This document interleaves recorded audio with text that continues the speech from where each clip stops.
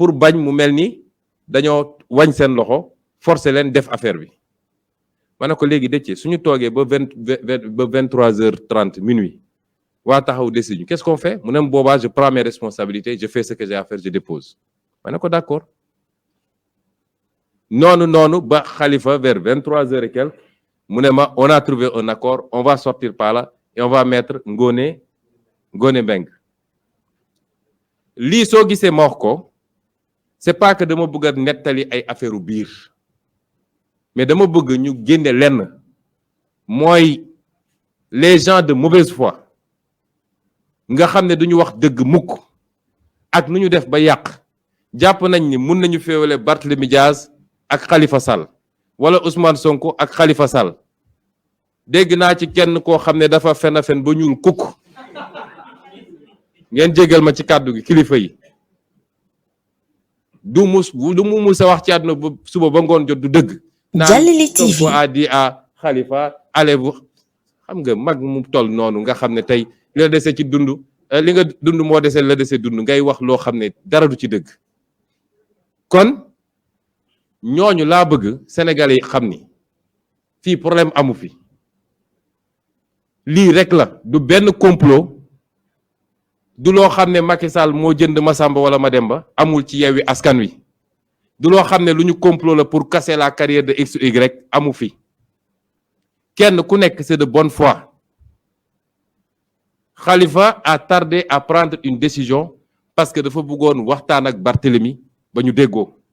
Barthélemy a tardé à lâcher parce que dafa jàppoon ni équipe bii la soxla pour mun a gagner Dakar c'est tout amu fi leneen mais ku nekk yor sa làmmiñ mbër et puis nos adversaires la foog ni mën nañu jaxase Yewwi Askan Wi laaj leen kan mooy Saliou Sarr ñoom dinañ am lu leen doy ñu ngi ñëw ci loolu kon lii moo fi xew il n'y a pas de problème entre Khalifa Sall ak Barthélemy avec entre Ousmane Sonko ak lii certes il y a eu de la négligence humaine certes il y a eu des erreurs et nous les assumons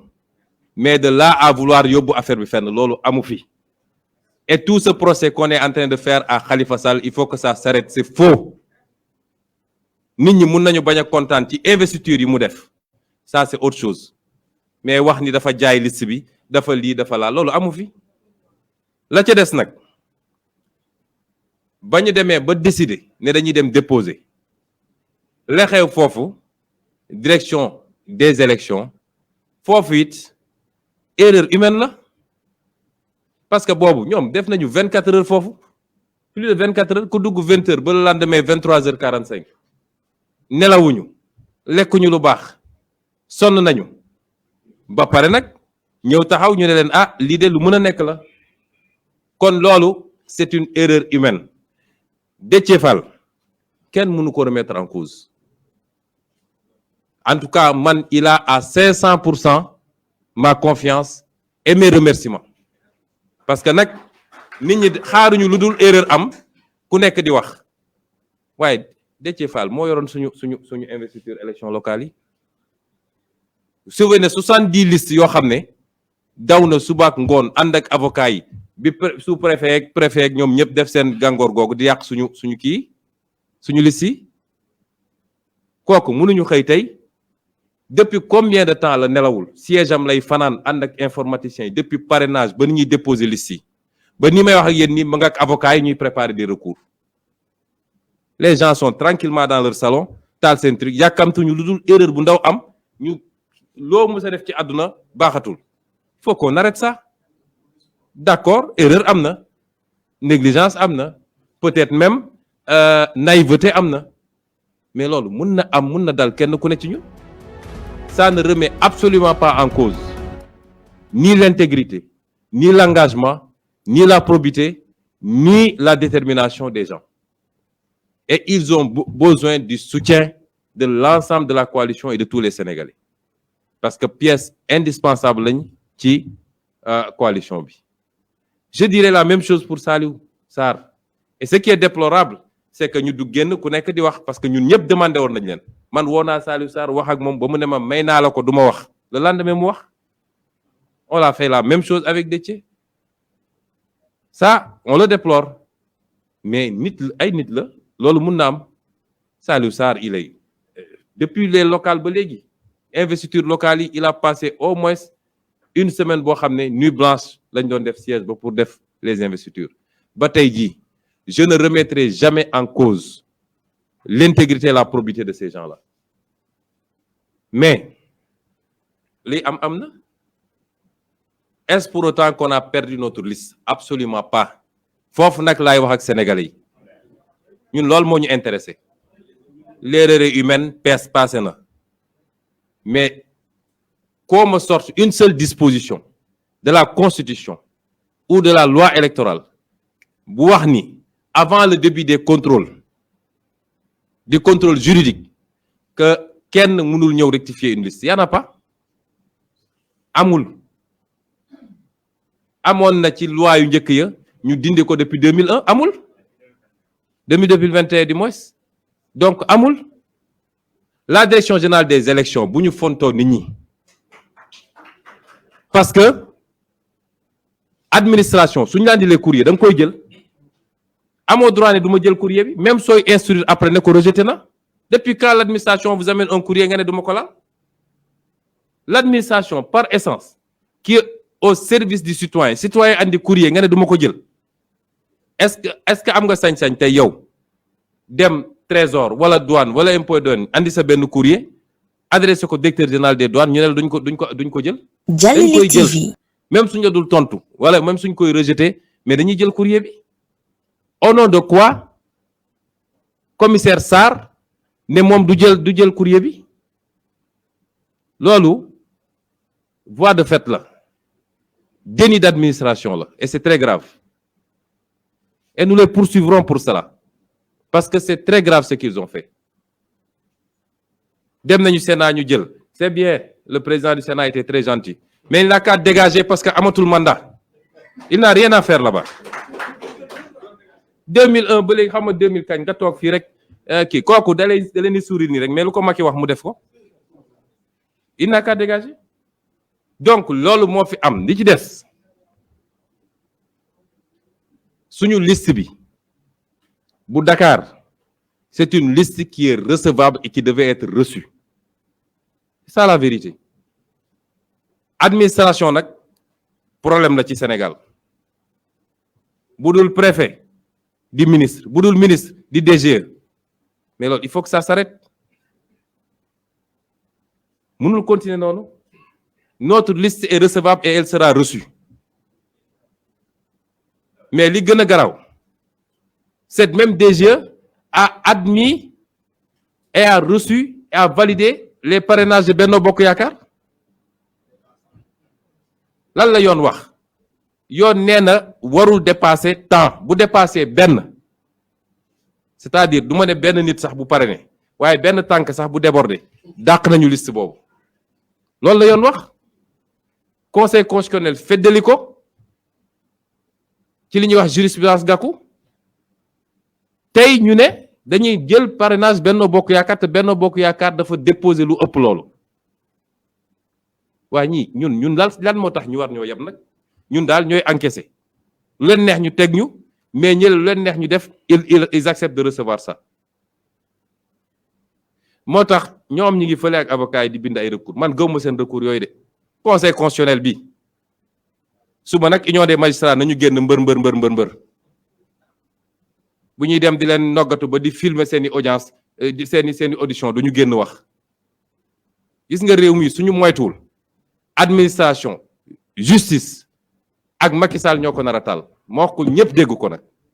parce que doole gi ñuy jaay nit ñi mun nañ ko jënd ëpp ñu ci réew mi de ëpp ñu doole tax xam nañ ci dara fit bi ñuy jaay parce que ñi ngi làqatu ci gannaaw alkaati te nañu fexe nag bis bu ñu ñàkkee nguur nañu am ngor ñun nii ñu ñemee taxaw ak ñoom ñu yor nguur yor justice yow lépp ñuy xeex ak ñoom bu fi kenn dem ci sëñ si naan daf maa bëgg a tëj de yëfu yàmbar yooyu amatu fi de ils n'ont qu'à encaisser xëy wër ci rajo yi télé yi di saaga nit ñi di wax parce que yaa ngi làqatu ci gannaaw alkaati yaa ngi làqatu ci gannaaw justice yaa ngi làqatu ci gannaaw Macky Sall loolu yëfu buqat la ñun nag li ñuy wax dafa leer te li may wax nii Yewwi ak Wallu la concerné parce que sacrifice yi ñu def alliance bi ñu def ak Wallu c'était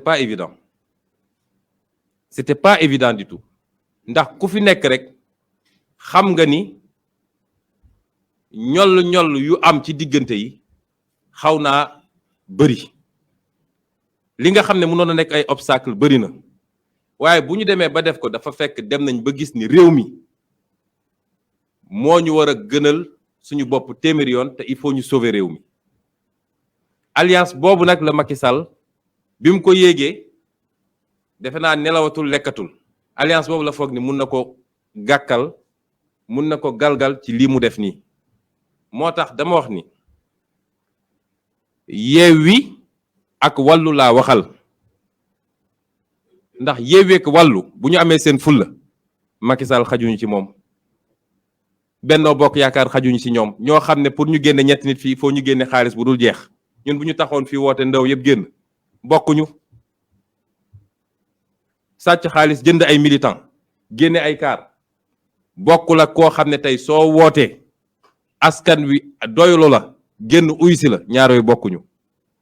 bu ñu amee suñu fulla liste Dakar nañ ko dugalaat waaye bu ñu amee suñu fulla Benno Bokk Yaakaar warul participer ci élection yi coow li loolu la Benno Bokk Yaakaar dafa warul participer keneen ku mu doonoon fii ci coalition bu Sénégal doo participer ci élection yi pourquoi Benno gis naa ay soi-disant analyste ak Sénégal ñi ko gën a yàq nag xaw ma société civile la ñuy woot seen bopp xaw ma di wër télé di wax lu dul noonu suñ leen joxee xaalis rek ñu yor seen làmmiñ di mbër-mbëri du ñu wax mukk dëgg. Jàllale TV. ñu naan ay nañu ut solution nañu truc bu dee dañu war a nañu bàyyi liste Dakar pour mun a justifier ni ñuy bàyyee liste Benno Bokk Yaakaar kon ñi ñu bloqué yëpp ci parrainage nañu leen bàyyi ñu ñëw. Jàllale TV. la loi c'est la loi ku mu doon rek dafa war a dal sa kaw ni muy dalee ñëpp Benno Bokk Yaakaar warul participer ci élection yi su dee nag Sénégalais yi li ñu yaakaar ci ñun. ak fi ñu bëgg a jëmee ak ñun am na fu mu leen yegg li ma leen wax dafa leer gis nga Macky Sall xamul waxtaan xamul waxaale rapport de force la xamul leneen ñu foog ne lii dina ko arrêté ni mu koy defee la koy defee ba mu jeex joxe na instruction ba conseil constitutionnel nag les soi-disant sages bu ñu jógul jël suñu responsabilité jàmmarloog moom li muy def dina ko def daa di ëldëp assemblée nationale bi daa di préparer troisième mandat loolu moo fi des moo tax li ma wax wàllu Sénégal Yewwi Askan Wi ak l'ensemble du peuple sénégalais parce que nag yaakaar gi peuple bi amoon mooy enfin depuis 2012 élection bu jaar yoon dina fi am et pour la première fois cohabitation dina am Sénégal comme ça risque de se passer en France loolu la Macky Sall bëgg a compromettre loolu du mbirum Ousmane Sonko de du mbirum Cheikh Tidiane Youm du mbirum Massamba ak Mademba mbirum sénégalais yi la sénégalais yi ñoo warul nangu une élection au Sénégal sans la liste de Yewwi Askan Wi à Dakar foo gagné barki démb avec ñoom ñi ngi am xaw ma lan 80 000 voix yow nga am 180 000 voix ñu bëgg la ko foqati tey ci caaxaan loolu ñun ñoo ko warul nangu kon ñu ngi gërëm ñëpp di leen sant. di daanele ci apporter mon soutien au footballeur Idrissa Gana Gueye parce que gis nga tubaab yi dañoo foog ni ñun ab mbalit lañu saa suñu jógee ne nos valeurs ñoom rek am valeur ñun amuñu valeur de la ñu xalaatoon bi ñuy ñëw fii di ñu coloniser nañuy ñëw pour civiliser ñu ba léegi ci loolu lañ nekk ñoom ñooy les nations des droits de l'homme ñoom ñoo am ay valeur tey il faut ñu imposer ñu góor jigéen soo demee seen dëkk ne am naa ñaari jabar ñu ne la ci biti ñoom rek am valeur ñun amuñu valeur ba kañ lii mu def nag courage la ñun ñëpp sans distinction de religion ñun ñëpp dañ ko cee war a jàppale ne serait-ce que parce que ñoom suñuy woote droit de l'homme mooy kenn ku ne ñu respecter ses convictions am na sañ-sañ ne lii dëppoowul ak sama conviction du ma ci bokk saagawu leen xuloowul ak ñoom xeexul ak ñoom waaye damay téye sam bopp. kon ñu ngi koy féliciter di ko encourager di ko apporter tout notre soutien di jox nit ñëpp nag daje ëllëg au tribunal de Dakar pour le verdict du procès de Barthélémy Diaz, maire de Dakar. Et ma wax nag ni il restera le maire de Dakar s'il plaît à Dieu. Parce que dégg nañu Macky Sall mu naan le maire qui fait pas ça il révoque. Le premier maire de Rewmi qui révoque il sera révoqué dans les 24 heures moom Macky Sall. Parce que moomul nit ñi dañ ko fi bàyyi en sursis lañ ko fi bàyyi. Il n'a qu'à révoquer un maire de Yewwi Askan Wi loolu la ñu bëggoon wax di leen gërëm di leen sant di jéggalu ci guddee bi merci.